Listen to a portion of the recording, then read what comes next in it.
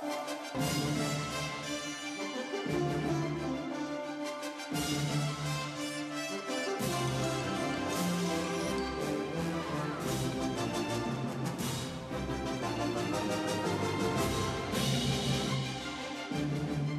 from the Pope John Paul II Cultural Center in Washington, D.C., Raymond Arroyo. Good evening. Good evening. Welcome to The World Over Live. Thank you all for joining us. Thanks to our nice audience that braved the cold to come here tonight. We've got a terrific show for you. U.S. Congressman Jeff Fortenberry from the 1st District of Nebraska is here to talk about the agenda of the 112th Congress and his insights on that terrible tragedy that unfolded in Tucson, Arizona last Saturday, when a gunman shot several people, including U.S. Congresswoman Gabrielle Giffords. And later, we'll talk to Bishop Thomas Olmsted of Phoenix, Arizona, who recently revoked the Catholic status of a hospital in his diocese for an abortion that occurred there in 2009. Father Tad Pacholczyk of the National Catholic Bioethics Center will help us unpack this controversy, and it has been causing a lot of discussion, and a lot of ink is being spilled over this story. If you have questions about any of these topics, or if you'd like to talk to one of our guests and react to anything you hear, give us a call, 1-800-221-9460 in the U.S. and internationally 205-271-2980, or drop us an email, worldover@EWTN.com. So let's begin. Here's the brief news from the world over this week. President Barack Obama on Wednesday spoke at a memorial service held to honor the victims and heroes of Saturday's massacre outside of a Tucson, Arizona supermarket. At a packed University of Arizona basketball arena, the president rejected accusations that polarizing political discourse somehow caused Jared Longer to shoot Congresswoman Gabrielle Giffords and 18 others. He nonetheless called on all Americans to consider a more civil tone. At a time when we are far too eager to lay the blame for all that ails the world at the feet of those who happen to think differently than we do, it's important for us to pause for a moment and make sure that we're talking with each other in a way that heals, not in a way that wounds. Congresswoman Giffords and 5 others continue their recovery at the University Medical Center in Tucson, and they certainly have our prayers. Among the 6 killed on Saturday was federal Judge John Rawl, 4th-degree member of the Knights of Columbus. As the president mentioned during his remarks, Judge Rawl attended Mass daily and was on his way home from Mass the morning he was slain. And on Thursday in Tucson, 9-year-old victim Christina Taylor Green was also laid to rest. Her funeral mass was held at St. Elizabeth Ann Seton Church, the parish where the little girl sang in the children's choir and received First Communion just this past year. Born on September 11, 2001, the 9/11 flag that flew over the World Trade Center's South Tower was raised outside the church. May all the victims killed Saturday rest in peace. We'll talk about the Tucson massacre and the ensuing controversy in our next segment. And repeating themes from his New Year's address, Pope Benedict XVI once again called for an end to the persecution of Christians throughout the world. The Holy Father made the remarks in his annual address to the Vatican Diplomatic Corps on Monday. He again decried the recent deadly attacks on Christians in Iraq, Egypt, and Nigeria, and also urged Pakistanis to abolish a blasphemy law that has been used to persecute Christians there. The Pope also called out Europe and the West for their, quote, marginalization of religion, especially Christianity. He said the Christian faith was being actively prevented from having any influence on the life of society. Benedict reminded diplomats that freedom of religion is not simply freedom to worship, but the ability to practice one's faith in all aspects of their lives in society. The Pope's comments were not well received in some parts of the Muslim world. In Pakistan, demonstrators took to the streets denouncing the Pope's stance on its blasphemy law. And on Wednesday, Pakistan's prime minister announced that the government has no intention of repealing or revising its blasphemy laws. And the government of Egypt responded to the address by recalling its ambassador to the Holy See. The country's foreign minister said the Pope's remarks were, quote, an unacceptable interference in its internal affairs, end quote. Since the Pope's address Monday, 18 more Christians have been murdered in Nigeria. And in Egypt, a Muslim police officer opened fire on Christians aboard a train. He killed one and wounded another 5. The birth of a nation appears to be at hand. The people of southern Sudan have been at the polls all week, voting on a referendum on whether to secede from the north. The measure is expected to pass and will split the mostly Christian south from the predominantly Muslim north. The referendum was 6 years in the making, part of a peace agreement signed back in 2005, which ended the country's 22-year civil war, which claimed the lives of over 2 million and displaced another 4 million. The voting has been so far peaceful in the south. However, violence in a disputed region along Sudan's north-south divide has killed at least 30. Final results will be announced in early February, and independence, should it be won, will not be finalized until July. The two sides still have to hammer out agreements on many issues, including oil and water rights. And the 15-year decline in abortions in the United States has ended. According to the latest survey conducted by the international abortion advocacy group, the Guttmacher Institute, 1.2 million abortions took place in 2008, up slightly from 2005.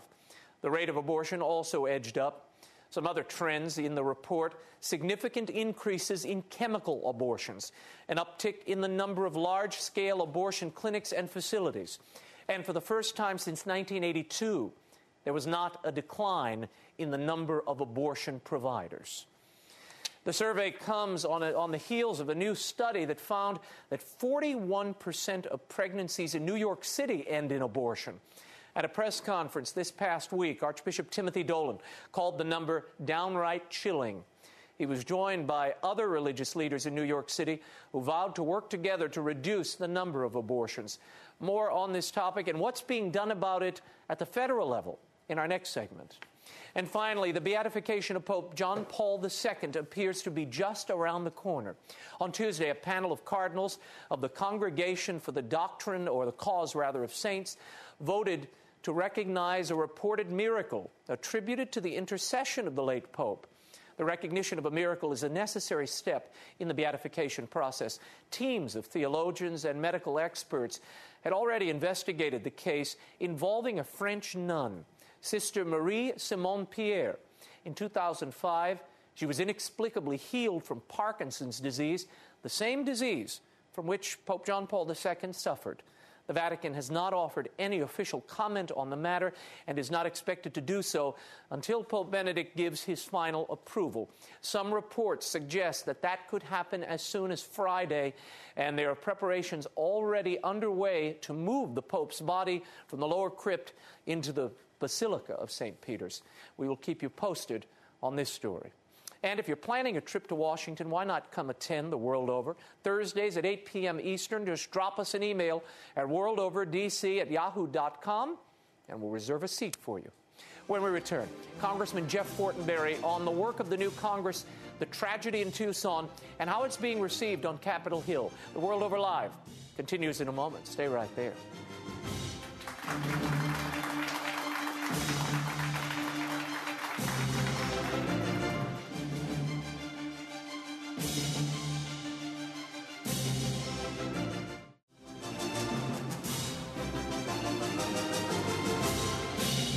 Now, once again, Raymond Arroyo.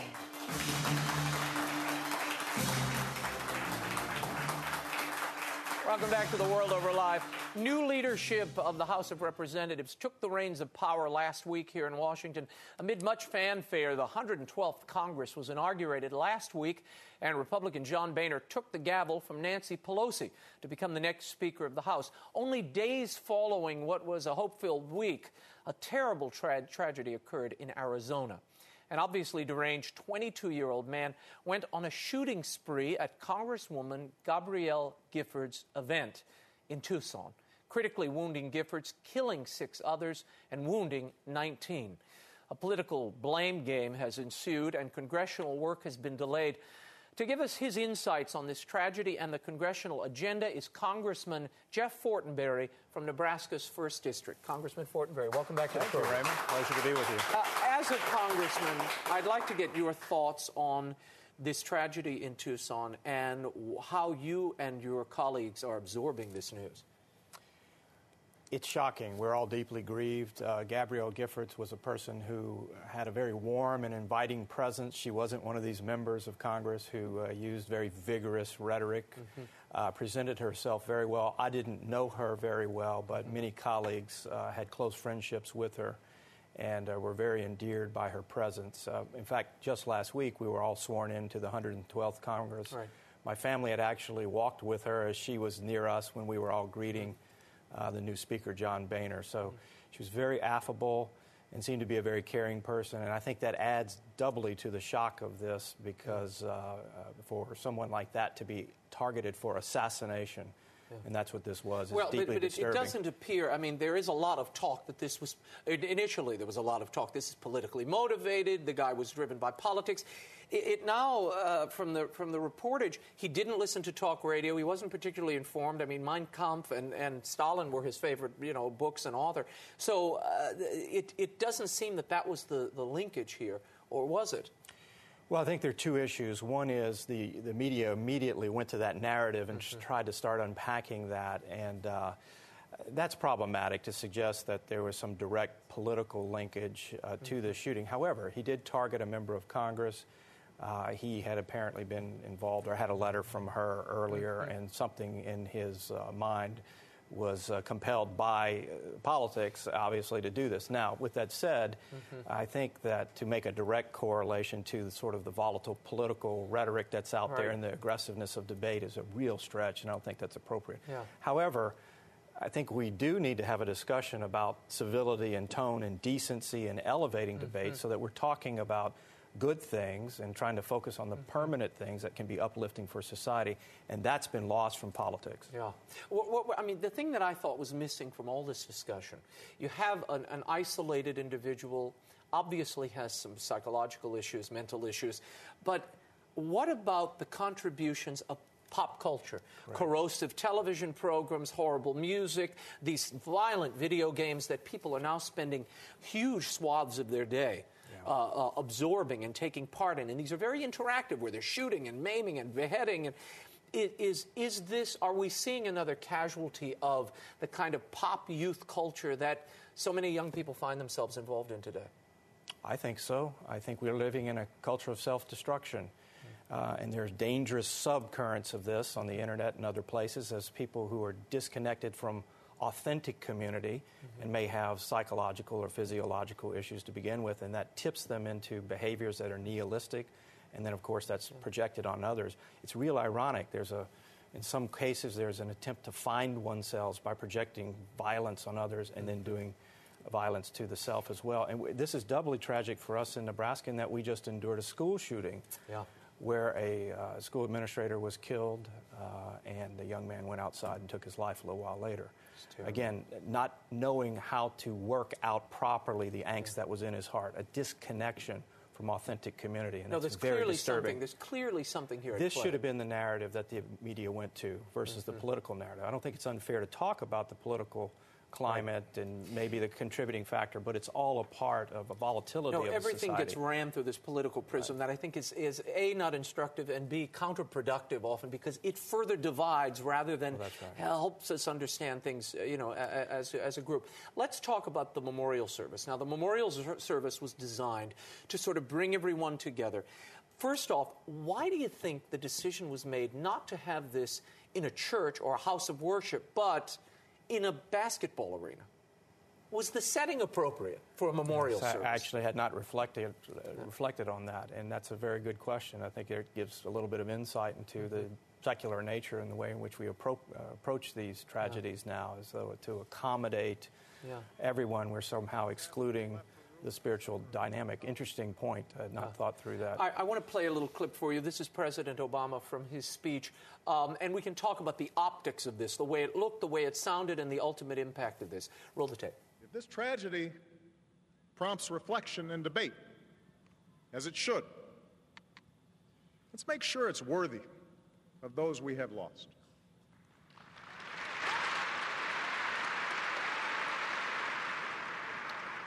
Let's make sure it's not on the usual plane of politics and point scoring and pettiness that drifts away in the next news cycle. The president making the point there that if we have to have a debate, let's make it worthy of the people who lost their lives. My question is this the appropriate way to honor those who lost their lives, and in the case of Congresswoman Gifford, still struggling to protect their lives? I was a little concerned watching this as an observer. The glad-handing, the applause when people came out. It seemed to me, if I clicked it on without the sound and didn't see the lower third, it looked like a political rally.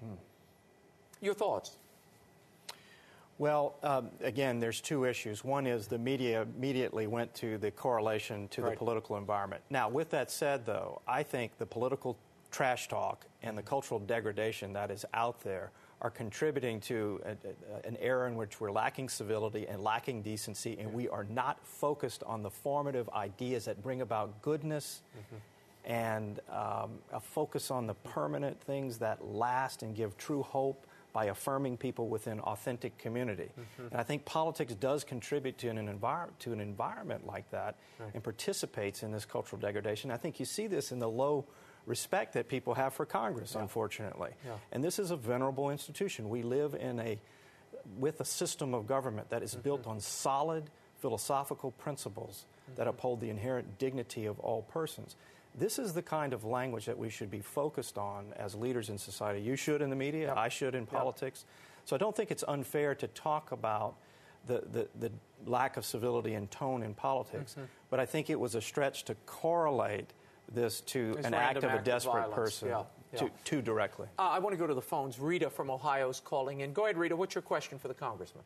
Well, I'm very concerned. Thank you for taking my phone call. We had a terrible Tucson, and we are all very upset about it.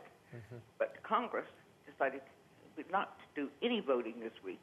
And it would seem like when we have a terrible incident, Congress, our government needs to work even harder to try to solve the problems we have in our country. Good. I would like to show respect for these people, but I love my country, and you're my civil servant, and we pay your salary. Yeah, well, let's not heap on the congressman. He didn't make the decision to suspend the votes. But was it appropriate to suspend these votes, particularly the health care repeal legislation that was supposed to come up this week? Well, Rita, I understand what you're saying, but at the same time, this is an act of violence against a well-respected member of Congress, a very, again, warm and inviting person, and this has not happened in a very long time. To give Congress some breathing room to gain composure, I thought was just a little bit of time and to review security procedures and to work through this as a body. This has been very jarring. It's a tough reality for many members to face. We are all in this situation. I have basically two jobs: to try to make good public policy that affects the well-being of the nation, but to engage with the people that I represent. And we do that a lot and often and in very public ways. So I think that Congress is a human institution, too, and needed some time to step back from ordinary business to gain composure and take a healing moment. So I did think it was appropriate that this week we delayed things. It'll get ramped up soon enough, believe me. Your thoughts on some of the proposals we've seen since this tragedy. There are some members of Congress saying the freedom doctrine or the fairness doctrine needs to be reinstated, where you have forced balance on every program, political balance. So for every hour of Rush Limbaugh, you'd have to have an hour of, I don't know who, so someone from the left. Your thoughts on whether ideas like that, initiatives like that, will get any traction, or do you think it'll die with the headlines? That's an awful idea. It's an un-American idea. I think that gets raised every now and then, and frankly, it's a dangerous idea. How would you like it if someone was sitting right here in your studio taking notes on what you said to make sure that you were within the confines of what was acceptable political rhetoric? And if you went out of that, they would have to bring someone in and give them equal time to counter what you said. It's an absurd idea. It's wrong. It's un-American. I think it'll go away fast. It so deeply offends who we are as a people. I think it'll go away. But if it is raised, it will show how aggressive some political corners are in the Capitol about these peculiar ideas. Now, you are an economist. One of the things you all are dealing with when you come back into session is raising the debt ceiling. There's been a lot of talk of this. The debt is already at $14.3 trillion. It was obvious that the voters that put many of you in office, particularly the Republican majority in the House, did so with the expectation that you all would throw the brakes on some of this spending. But now everybody seems to be behind this idea of, again, raising the debt ceiling. Your thoughts? Well, I wouldn't quite say that. I don't think there are many people out there who want to shut the government down or bring the credit of the United States into default. Which would be the result of not raising the debt ceiling. That would be the result. And this is paying for things that have already been obligated, so it's not like new spending. However, with that said, this is another one of those critical moments like we had on a tax vote in December where it must be seized in order to leverage a decline of spending and getting the fiscal house in order. If it's business as usual, I think you're going to see a lot of members vote against this. But if it can be leveraged for better outcomes so that we start down the pathway toward fiscal responsibility, that's the intention, I think, of most members. So you'd like to see a series of tax cuts or some kind of cuts in spending to accompany this package? A couple other policies that will actually help get us back on track and begin to reduce spending and this debt. This debt is very dangerous. It's actually undermining economic recovery in the United States. Overspending and overreach by the government are actually undermining the economy, I believe. And this is important that we send the right message now about how we're going to get the fiscal house in order. This will be another critical moment to do that. On the day some of you were inaugurated or the House was inaugurated, I had occasion to speak to a few senators in your own party. They were very concerned about what they called the young Turks with fire in their belly in that other house. Do you think you will get the support that this majority in the House is looking for in the Senate, even from your own party members? I find your choice of words curious. I assume you're directly quoting them, and they said that other house. Well, we're the people's house. We get elected every 2 years. We have to go home and talk to people. The body is designed actually to be more responsive to the immediate needs of what's going on in society. And so we have a little bit of creative, fun tension between the two bodies. They should be worried about what this body's going to do. We've got deep, deep problems with spending and overreach and debt, and that's going to have to be pulled back smartly and prudentially in order to get the economy moving. And basically some of the foundational principles and ideas that have given rise to who we are back in good order. That's going to take some tough votes, but some tough rhetoric and some tough choices. And look, there's a lot of good Americans that have just stepped up, put their name on the line, and won election. And by the way, you were talking in your earlier segment about the abortion issue in Congress. Right. A lot of new members have small families and a lot of children. I have a fairly large family, and I'm blessed by that, but there's not been a lot of children around for a while in Congress, and so that's a change. And so I wonder if that will be reflective of the new character of the institution. They say that it's the most pro-life Congress ever. Are you feeling that in your discussions with caucus members? Well, I certainly hope so, and I think it's evident by some of the population the sheer numbers that you see that are coming in. And yes, you have some pretty strong individuals who've been very forthright and out front saying, we can do better as a nation. Abortion hurts women, and women deserve better. And hopefully that becomes an important, let's say, ethic that informs all the debate in Congress. What if there was one piece of legislation that you could offer to our viewers to keep your eyes on? Which would it be in this upcoming Congress? Well, clearly the health care debate is going to be revived very quickly, very soon, right? Perhaps next week. And there will be a test vote on overturning the last year's health care bill. That is likely to pass the House. It's unlikely to pass the Senate. President Obama, because it was his bill, would probably veto it. I will support an overturning of it. I think we need the right type of health care reform. But this is a complicated mess that shifts more spending to the government, and it's unsustainable, and it erodes health care liberties. We can do much better. What of those who say it's nothing more than a political gesture? Well, because you can't do anything with it. It's not going to go anywhere. It's going to either stop in the Senate or the president will veto it. Still, this is the people's house. We are a co-equal branch of the government with the executive. Ideas have to start someplace, and I think it's more than symbolic. It's going to raise the issue as to how this process of this last health care bill was wrong, how there are more creative, common-sense reform ideas that will actually help reduce cost and improve health care outcomes while we protect vulnerable persons, because there is brokenness in some sectors of the health care market that have to be addressed. It could have been done differently in a manner that doesn't just shift costs to more unsustainable government spending and erode health care liberties. And are you hopeful that, in the words of one expert in this area that I spoke to earlier in the week, they said the reason that you have to have this vote is because not only is it reflecting the will of the people, as you said, whether it succeeds or it fails, but you have before the courts this health care bill is being considered right now. Right. And to have Congress allowing its voice to be heard, either up or down, could be instructive to these judges who are looking at the various dimensions of this bill and the implications. Well, it keeps the entire policy debate alive, and that's very, very important. And a portion of this may be ruled unconstitutional, which would unravel a lot of it. Again, we're interested in the right type of health care reform because there is some brokenness out there, but you did not have to turn our entire system inside out to achieve it. There are other common sense ideas that can be done here. But to try to reduce the impact of what is a very complicated mess right now is important. It's going to start in the House. Now, this pro-life bill that Congressman Lipinski and Chris Smith have brought forward, will that alleviate the abortion concerns in the health care bill? Does it trump the legislation as it stands now, in that the federal government cannot fund abortion under that new legislation?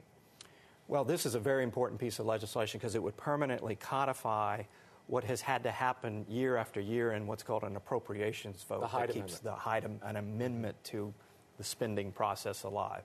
And that sets up another firewall which prevents the government from using taxpayer dollars directly for abortion. Now, some will argue that health care doesn't directly do that. The bill does, but it does entangle American taxpayer dollars in the provision of abortion, and I would be supportive of this measure.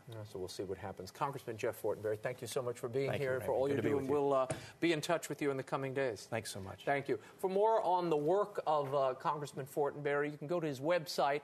It's at fortenberry.house.org. Thanks again.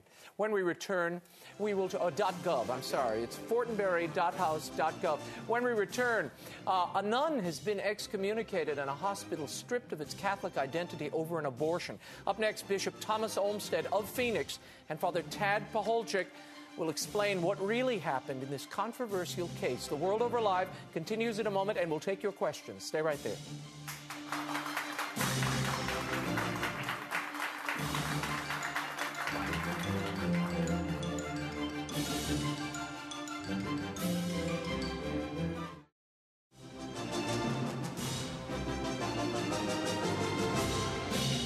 It is my duty as bishop to decree that in the Diocese of Phoenix, at St. Joseph's Hospital, CHW is not committed to following the teachings of the Catholic Church, and therefore this hospital cannot be considered Catholic.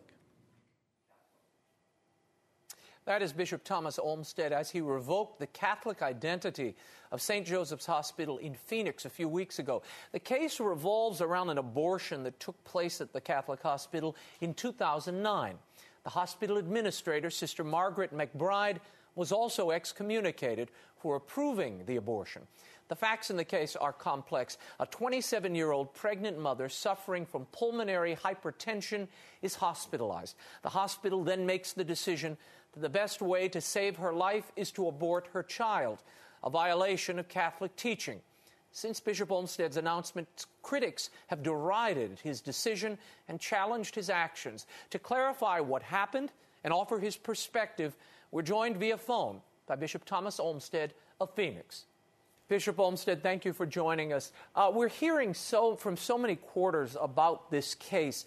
Many of your critics are saying that you put the life of the child above the life of the mother in this case. What's the story here? The case is, of course, we need to love both. We need to do everything we can to save the life of both, and we cannot directly kill one or the other. Now, they claim that in this case, the hospital, St. Joseph's Hospital, claims the only thing they could do was perform this abortion, and without it, the woman would have died as well as her child. Your thoughts on that? We don't know for sure what would have happened. We certainly know that there are some dangers inherent in this, some serious ones. But we also know that there's certain boundaries over which we can't step, like directly taking the life of someone when someone else's life is in danger. Mm-hmm. I want to share with you something that Sister Carol Keehan, who is the president of the Catholic Health Association, she came out in support of the hospital, St. Joseph's Hospital, after you revoked their Catholic status. And she said, St. Joseph's Hospital and Medical Center in Phoenix has many programs that reach out to protect life. They carefully evaluated the patient's situation and correctly applied the ethical and religious directives for Catholic healthcare services to it, saving the only life that was possible to save. What is your reaction to that, Bishop, to that statement, and Sister Carol coming out really in defiance of your pronouncements in your own diocese? Well, first of all, Sister Carol never contacted me at all, so she doesn't have any information from me. She hasn't asked for my input. Secondly, there are many other ways that the hospital has been not in keeping with the ethical directives of the Church, many other ones. Mm-hmm. This was just one case, certainly a very difficult case and a very painful case, but there are many other cases where they are not complying with the ethical and religious directives. And you were in discussion with them for a number of years, correct, Bishop? I arrived here a little over 7 years ago. Shortly after that, I met with them. I found out already at that first meeting that they did not comply with the ethical and religious directives at one of the hospitals that they run here. Mm-hmm. And ever since then, I've been in contact with them over various issues, and there are a number of times when they do not follow the ethical and religious directives. Is there a lot of information in this case that the public simply doesn't have access to? There's some information that they don't have access to, but we have made available a number of things. For example, the fact that Catholic Healthcare West and St. Joseph Hospital are part of what is called Mercy Care Plan, mm-hmm. in which they formally cooperate with a number of medical procedures which are contrary to the ethical and religious directives. Those include abortions due to mental or physical health of the mother, or when a pregnancy is a result of rape or incest. Mm-hmm. Those abortions are obviously intrinsically evil and wrong and should never happen any place, and especially not in a Catholic facility. Now, Bishop, we're going to get into the nuances of this case with Father Tad Pacholczyk in the following our conversation. But they claim, the hospital, that it was well within the directives because it allows abortion in the instance where you would lose the life of the mother. Are you not convinced that that was the case here? It does not say that. What it does say is that if it's an indirect case, for example, if there's a cancerous uterus, then you're not directly killing a child, you're indirectly doing it. What you're trying to do is to take care of the cancerous uterus. Right. But in this case, when we're dealing with that, and Father Tad can explain that much better than I. Mm-hmm. So the hypertension, the pulmonary hypertension that the mother suffered from, would not be alleviated through an abortion? Well, it may be alleviated, but the point is that the baby here itself was not responsible, was not sick. They weren't trying to treat the baby. Mm-hmm. Mm-hmm. Final question. Sister Margaret Mary McBride, who was the administrator at the hospital, months ago, the story broke, she approved the abortion after the ethics panel looked at it in that particular hospital, and the reports were that you excommunicated her. Is that the case? What I did is I informed her that she had incurred an excommunication because she was responsible for the abortion taking place. What can she do to come back into the fold? When I informed her exactly what she needed to do, which is to make a good confession, to reveal this to the priest, and the priest himself has the faculties to restore her to full communion with the Church. Very good. Bishop Olmsted, thank you so much for being with us. To further explore this case, I'm joined on set by the Director of Education at the National Catholic Bioethics Center, a neuroscientist and one of the foremost experts in the realm of bioethics, Father Tad Pacholczyk. I want to start with, in a moment, but Father Tad, welcome back to the program. Thanks for having me. Let's start with these ethical and religious directives. Now, these are the rules essentially written by the bishops to help hospitals when they find themselves with difficult cases and in difficult circumstances. Yeah, they're a tremendously useful guide for Catholic hospitals, but really for anybody who's interested in doing ethical medicine. Let's read this first directive, and we'll put it up on the screen so you can follow along at home. Abortion is never permitted. This is Directive 45. Every procedure whose sole immediate effect is the termination of pregnancy before viability is an abortion, which in its moral context includes the interval between conception and implantation of the embryo. Catholic healthcare institutions are not to provide abortion services, even based upon the principle of material cooperation. What is material cooperation? Material cooperation would mean that the hospital was in an arrangement with another institution and was providing circumstances that would contribute to carrying out the abortion. So it's not dealing specifically with the kind of situation we're discussing here with St. Joseph's, because at St. Joseph's there was the question raised of whether a direct abortion itself was carried out on the premises. So it wasn't a cooperation question per se.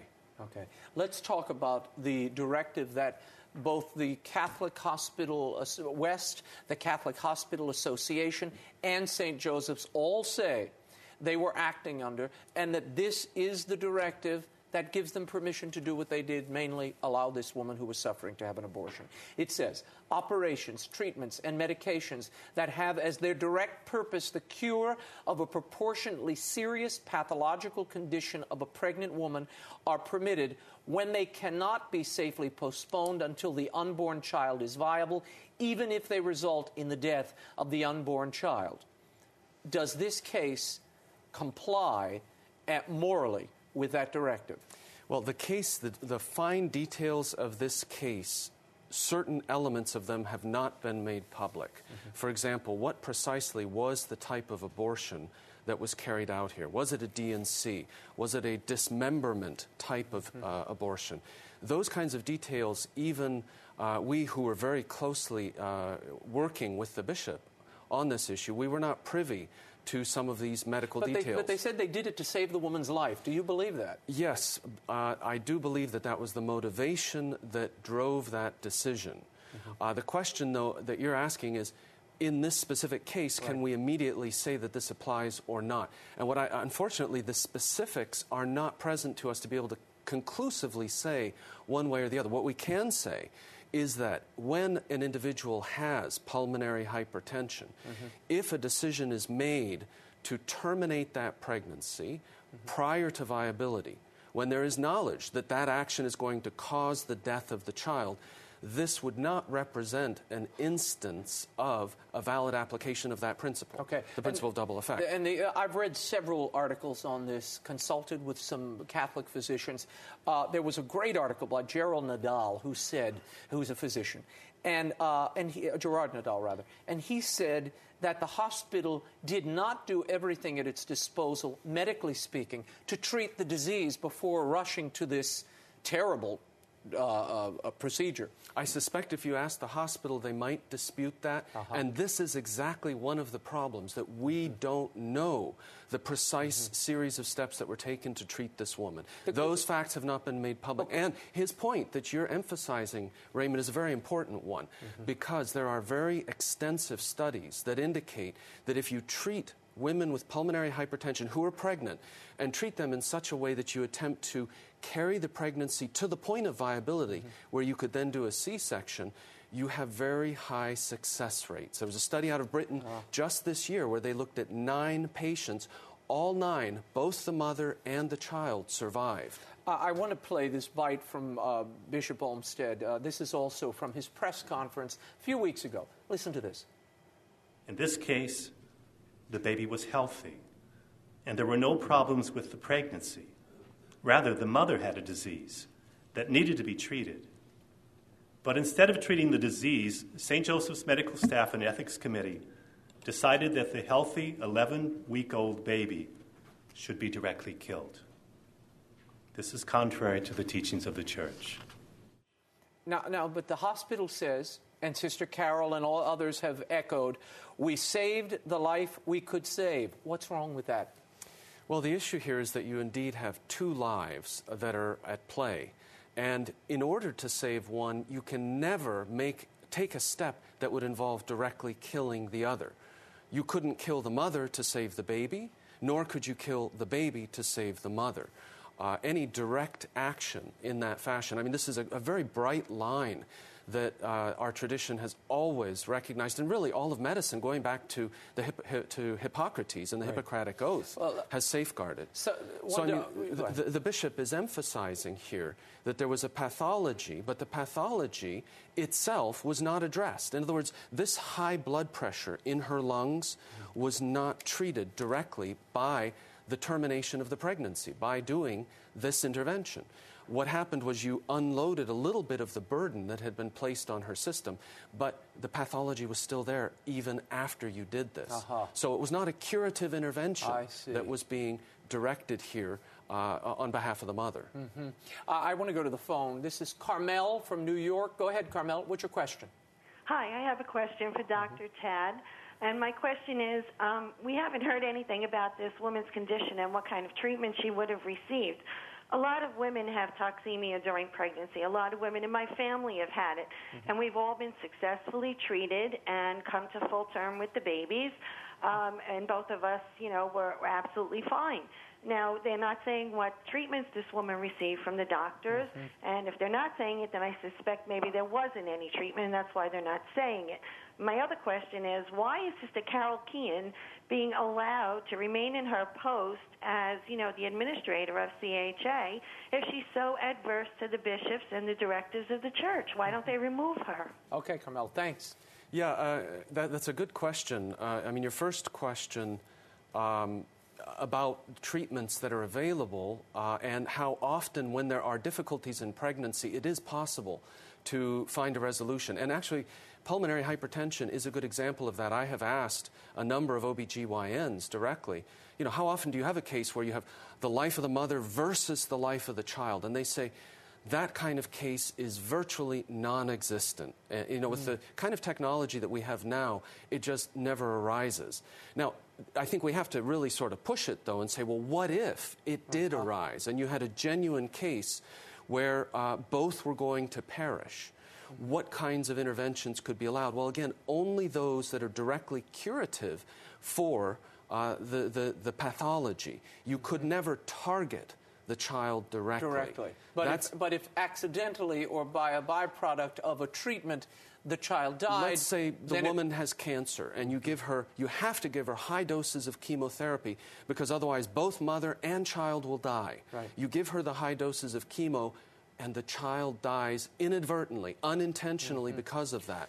That is a valid application of this principle. So the problem here was that the medical treatment, if you want to call the abortion that, was not curative in any way for the condition. That's correct. In the case of pulmonary hypertension, it is not curative for the condition. Now, the hospital, and I can hear people at home, we're seeing it in the emails, they're saying, you are putting the life of this child above the life of the mother. Yes, that's a very tempting way to look at this. But that's not accurate. The church cares about both individuals who are involved here and simply says we can never target one for destruction. That would always be immoral.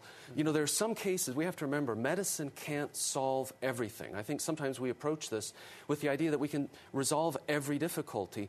There are going to be very rare cases when mother and child cannot both survive. We can't target both. We may have to accept, very rarely, the death of both, rather than ourselves becoming those who cause a death or those who murder. One doctor I spoke with, who was not Catholic, incidentally, said if the church had a problem with this and the Catholic hospital had a problem, why didn't they just, if the couple decides we want to abort this child, why didn't they just proceed to another hospital? Or was her I mean, was it that imminent that she was going to suddenly die if you didn't abort this child? We don't know those specifics. Again, the medical details have not been completely released around this case. Could she have gone to another institution? Yes. Potentially she could have, but there were indications early on that she wanted to keep this pregnancy. She was very serious about this. She had come at 7 weeks and had declined any recommendations from a pulmonologist in a different setting to have an abortion. And, you know, Catholic health care needs to respect this always. We have to be able to convey to people that when you come to a Catholic hospital, we will not kill your child, even if you ask us to. We will not sterilize you, even if you ask us to. We will not participate in physician-assisted suicide, even if you ask us to. There are certain lines here that are very clear, very uncrossable. Are you concerned that this will raise the issue, and we see it in some of, particularly the critics of Bishop Olmsted in a lot of these columns, they're suggesting that what this has done is created a showdown between the government demanding that hospitals protect the life of the patient at all costs, and Catholic social and moral teaching, which forbids this sort of intervention and certainly the taking of an innocent life? Well, I think we see a funny kind of intersection here between the culture of death and the culture of life. This is a very nuanced question, and it requires that you start from a position which respects life unconditionally and says innocent human life will never be directly destroyed by us. And Bishop Olmsted also mentioned it earlier in the interview. There was a lot of back and forth, a long 7 years of dialogue with the Catholic Health West, which is the kind of conglomerate. This is one of, I think, 14 hospitals they operate in the West, right? Something like that. 41 hospitals they operate in the West. And they got to a point where, according to someone at the diocese, they were quoted in the press as saying they basically ignored the bishop after a point and hid from the bishop. They didn't want to hear what he had to say. Yeah, and I mean, this is clearly the bishop's responsibility. It is his jurisdiction. He has full responsibility and authority here for those entities operating in his diocese. He has the prerogative to make these assessments, and I think it's a very important kind of a step that he has taken here. It's a very challenging one. There may be a sense in which we could say, well, were there other ways this could have been handled? Well, as you're pointing out, 7 years of discussion didn't seem to bear fruit. And the bishop made this prudential judgment, and it is his prerogative. It is indeed his responsibility to do this. So this abortion case was the tipping point, but it was, appears... but it involved many other factors. It involved the Mercy health plan and all these other illicit procedures in which it appears that there was cooperation between the Catholic hospital and the others who were providing these immoral services. And this was going on long before Bishop Olmsted arrived in Phoenix. I mean, this was going on a long time. Apparently, this has a long history, he said, extending back 26 years. So this collaboration is not something new. And just for the audience's benefit, American Life League has released its own study of Catholic Health West, and they have here Arizona's healthcare plan covers oral contraception and diaphragms. Catholic Health West granted money to at least 6 organizations that promote abortion, birth control, and homosexual lifestyles. Catholic Health West, or Healthcare West, member hospitals promote Planned Parenthood on its website. They offer tubal ligations, vasectomies, on and on and on. So there is a pattern here. Yeah, the Mercy Care Plan clearly is involved in those entities that you mentioned, also in voluntary sterilization, and tying of tubes, and vasectomies. So there were some significant issues around complicity in the evil that was taking place in cooperation. We have an email from Lori in Florida, and she writes that in her 8th grade son's class, there was a discussion in religion class about this, and the teacher and most of the class agreed with the hospital. This is one of those difficult cases that it's very easy to, I think, simplify. I just read a book where it's quoted at length, and they take Bishop Olmsted to task, but they oversimplify the thing and make it appear as if you have the hospital coming down in favor of the mother's life and these terrible bishops coming down on the side of some principle that would allow a woman to die in her hospital bed. Yeah, it does end up being put in this kind of marked contraposition. But, you know, the principle of double effect, it's a very important principle that has always been in our tradition, I mean, for centuries. And this is the beautiful gray, I think, in the church, always. Yeah, I don't know if I'd call it gray so much as just the proper application and the safeguarding of human dignity at all times, saying that there are certain kinds of actions that are indirect, and we all recognize that they occur, and that we can sometimes engage in those if the circumstances are properly set up, if they're properly in place. But otherwise, we can never choose to violate human dignity directly through an attack that would end the life of an individual, even if they're in utero. Some have suggested in columns reacting to this story that this is, what we are seeing is the collapse of Catholic health care in the country because of the actions of Bishop Olmsted and Bishop Vasha before him in Oregon, where he also revoked the Catholic status because the Catholic hospital was acting not in accord with the teaching. I don't think it's a collapse. I hope it is a call to a renewal, a call to return to the roots, the true roots, the Catholic roots of providing health care in the way that I mentioned before, where there are certain lines that are always respected, and a person can go to a Catholic hospital and be sure that they won't be pressured. You know, or a woman who is pregnant and in a difficult pregnancy can go to a hospital and know they're really going to do everything they can for both of us. There's not going to be any cutting of corners. There's not going to be pressure applied to terminate pregnancies here. But they're going to work all the way through with all the resources of technology and modern medicine to save us both. Now, do some hospitals encourage an abortion in a case like this to avoid litigation? It may be. I couldn't speak specifically to that. I think that would be a question to ask hospital administrators themselves. It wouldn't surprise me to learn that certain secular hospitals would prefer an abortion to another approach because it makes it cleaner. But I'm not. I want to go to the phones. Dana from Florida. Go ahead, Dana. What's your question? My question is, what would have been the proper procedure for this woman in this case? If she was in a hospital. Yeah, I think the proper approach here would have been to use what's called expectant management. So this means that you shuttle the pregnancy along. There are certain agents that you can use for pulmonary hypertension, special vasodilators and anticoagulants, and these can be administered even through nebulizers to help the mother breathe better, to oxygenate her blood better, and to help the child, the fetus in the womb. And you can shuttle that pregnancy then, carry it along until viability, and then you schedule very, very carefully, you know, in a critical care setting, a C-section, so the child will be delivered.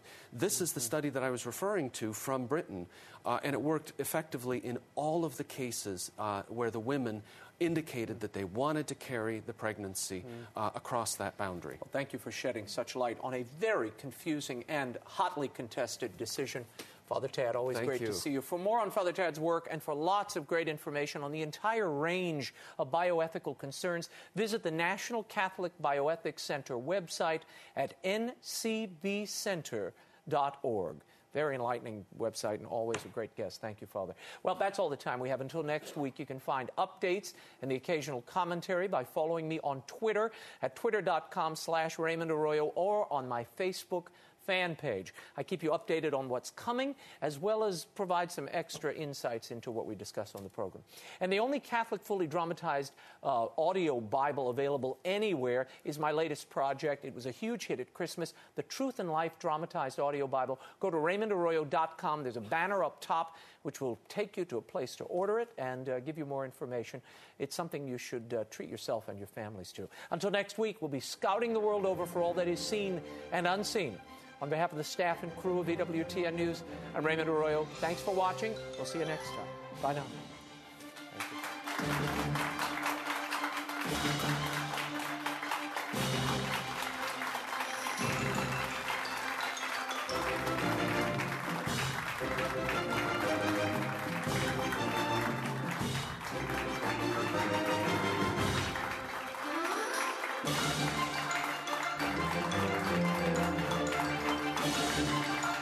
Thank you.